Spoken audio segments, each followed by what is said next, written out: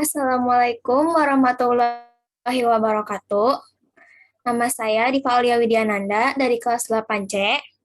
Hari ini saya akan mempresentasikan salah satu jurnal yang temanya adalah bunga rafflesia atau Rafflesia arnoldi.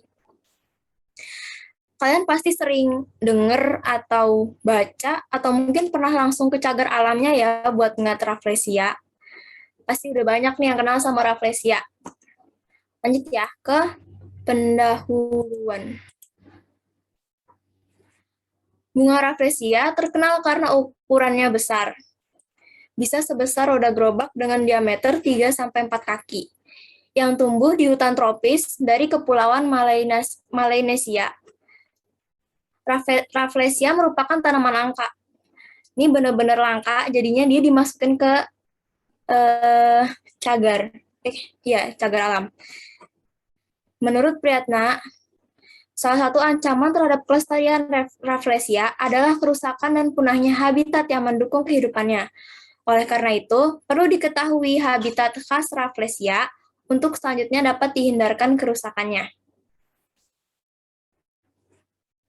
Sebagai salah satu organisme, rafflesia tentu tidak akan lepas dari lingkungan tempat hidupnya, baik itu lingkungan abiotik maupun lingkungan biotik. Kombinasi lingkungan abiotik dan biotik ini saling berinteraksi membentuk suatu sistem dinamis dalam suatu habitat. Distribusi suatu tanaman dalam suatu habitat diatur oleh ketersediaan cahaya, kelembapan, dan nutrisen. Oke, kita lanjut. Rafflesia berkelamin tunggal. Yang dimaksud berkelamin tunggal itu dia hanya memiliki satu alat kelamin, yaitu kalau misalkan benang sari sama putik. Jadi kalau misalkan dia jantan, dia punya benang sari. Jika dia betina, dia punya putik. Lanjut. Maka rafflesia perlu diserbuki rafflesia lain. Penyerbukannya dengan perantara hewan serangga kecil seperti lalat. Untuk memikat serangga perantara penyerbukan, rafflesia mengeluarkan bau busuk yang disebar oleh cairan hasil kelenjar di atas bakal buah. Rafflesia sendiri dapat tumbuh dan berkembang sepanjang tahun. Namun, dia lebih banyak dijumpai pada musim hujan, yaitu antara bulan Mei sampai Desember. Hal ini disebabkan karena rafflesia sangat banyak menyerap air bila sedang berkembang atau mekar. Berarti rafflesia itu membutuhkan banyak air untuk pertumbuhannya. Oke, lanjut ke tujuan penelitian. Penelitian ini bertujuan untuk mengetahui komponen-komponen habitat rafflesia di cagar alam Pananjung Pangandaran. Dengan mengetahui habitat rafflesia diharapkan dapat berfaedah dalam usaha perlindungan dan pengembangan populasinya yang sudah termasuk tanaman langka. Nah, di samping ini adalah gambar si cagar alam Pananjung Pangandaran. Mungkin ada yang udah pernah ke situ ya. Kalau aku belum. Oke, lanjut. Metodologi penelitian. Prosedur penelitiannya, contoh-contoh tumbuhan rafflesia diambil dari dalam hutan lindung Pananjung Pangandaran, yaitu daerah Nagura dan hutan sepanjang pantai Pasir Putih. Data-data yang dikumpulkan komponen ekologis yang diambil meliputi biotis dan abiotis. Biotis, ada jenis tumbuhan inang, B. Jenis vegetasi yang ada di sekitarnya, tingkat pohon dan tumbuhan rendah, atau di bawah. Fauna yang ada di sekitar rafflesia meliputi jenis. Lalu yang kedua ada abiotis.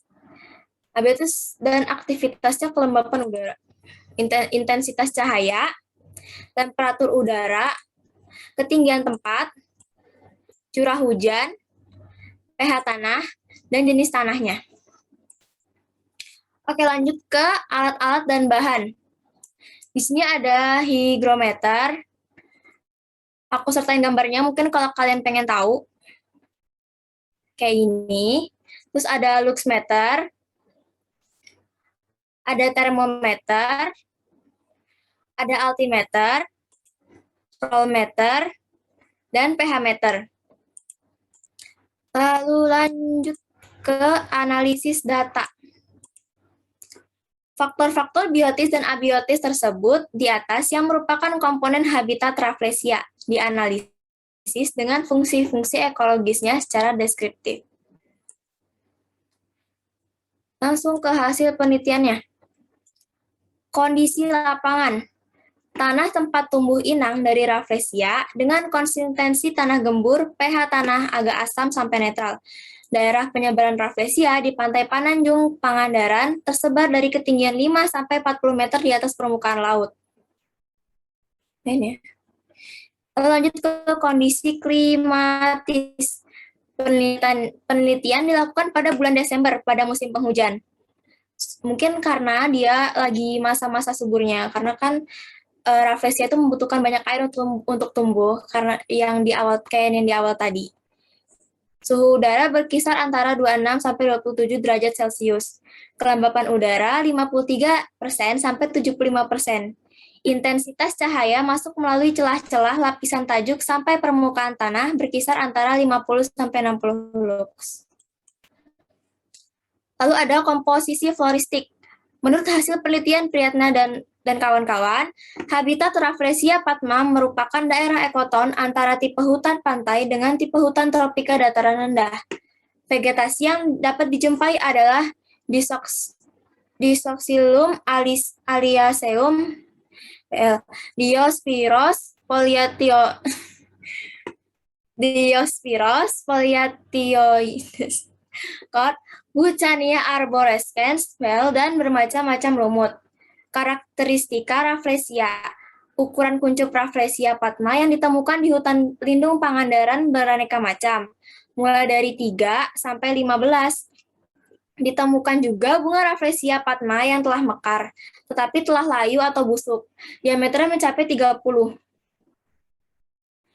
Jumlah kuncup dan kelas diameter kuncup dapat dilihat dalam tabel di bawah ini.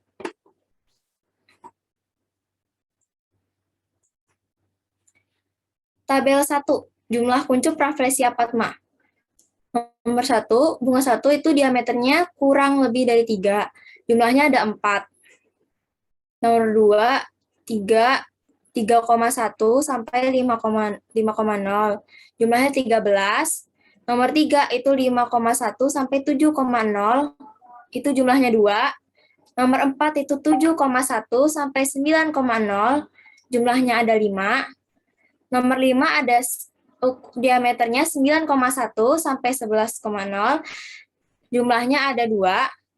Nomor 6, 11,1 sampai 13,0. Jumlahnya ada 0.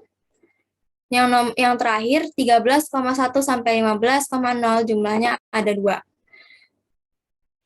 Di habitatnya si Rafflesia ini biasanya banyak hewan.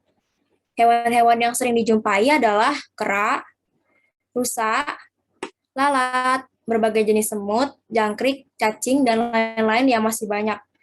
Dalam siklus hidupnya, Rafflesia memerlukan proses penyerbukan dan penyebaran biji yang dibantu oleh hewan tersebut. Diduga yang berperan dalam penyerbukan adalah lalat, dan yang berperan dalam penyebaran biji adalah rusa. Di samping itu, mungkin juga air dan angin berperan dalam penyebaran biji. Hewan yang ditemukan pada Rafflesia patma yang telah busuk adalah nematoda. Oke, pembahasan. Berdasarkan penelitian ini, dapat dikatakan bahwa Rafflesia patma hidup pada kondisi lingkungan tertentu, yaitu tanah yang subur, gembur, pH mendekati netral, kandungan bahan organik yang tinggi. Keadaan tanah yang demikian diperlukan oleh tumbuhan inang Rafflesia patma. Kondisi lapangan seperti ketinggian tempat, suhu, kelembapan curah hujan, struktur vegetasi, dan lain-lain. Membentuk iklim mikro yang sangat diperlukan bagi kelangsungan hidup tumbuhan inang maupun Rafflesia patma. Banyak berarti ya tuh yang kayak kondisi lingkungan harus bagus agar tumbuhnya juga subur.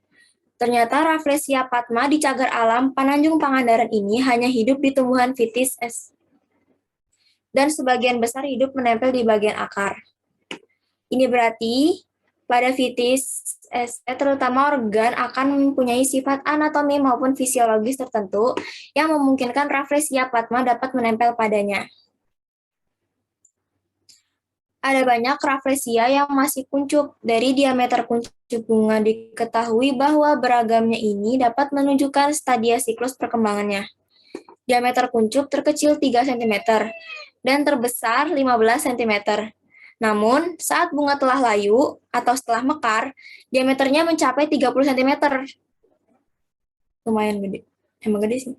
Dari penelitian ini tidak dijumpai bunga yang telah mekar dan kebanyakan bunga baru kuncup. Oke, kesimpulan dan saran. Kesimpulan dan saran. Kesimpulannya, Rafflesia Padma di cagar alam Pananjung Pangandaran ini untuk hidupnya memerlukan tumbuhan inang, vitis, dan kondisi habitat yang spesifik. Asosiasi vegetasi pohon dan vegetasi bawah, keberadaan hewan penyebar biji dan penyerbuk bunga juga berperan dalam penyebaran populasi Rafflesia Padma di cagar alam Pananjung Pangandaran.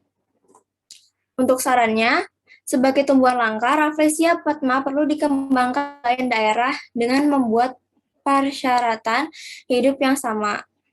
2.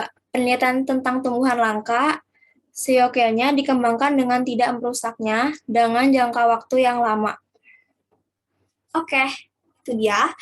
Dari aku mohon maaf, mungkin tadi sedikit putus-putus atau ada yang aku mungkin agak kagok, tapi mohon dimaafkan. Aku udah berusaha semaksimal mungkin, jadi terima kasih banyak. Wassalamualaikum warahmatullahi wabarakatuh. Waalaikumsalam warahmatullahi wabarakatuh. Tepuk tangan dulu dong buat Nanda.